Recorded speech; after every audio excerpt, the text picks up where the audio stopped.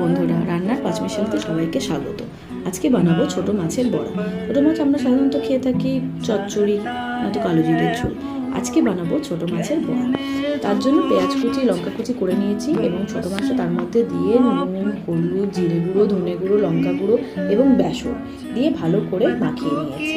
ভালো করে মাখা হয়ে গেলে সেখান থেকে বেসনটা খুব ঢিলা করেও মাখবো না বা টাইট করেও না, নর্মাল একটু মাখবো, যাতে যেমন পেঁয়াজি বানাই সেরকম করে মাখবো। মেখে নিয়ে কড়াই একটা তেল গরম করতে দেবো। গরম হয়ে গেলে ছোটো ছোটো বড় করে তার মধ্যে বড়াগুলোকে ভেজে নেবো। বড়াগুলো ভাতের সাথে মেখে খেতে পারো, শুধু খেতে পারো, দারুণ লাগে। বিশ্বাস করো, তোমরা বানিয়ে আমাকে জানাও কেমন হয়েছে, কেমন লাগলো তোমাদের খেয়ে। আরও নতুন নতুন যদি তোমাদের মাথায় কোনো রেসিপি থাকে আমাকে বলো, আমি নিশ্চয়ই তোমাদেরকে বানিয়ে দেখাবো। নয়তো আমি যেগুলো বানাচ্ছি সেগুলো দেখো, তোমরা দেখে জানাও কেমন লাগলো। চলো, আজকের মতন টাটা।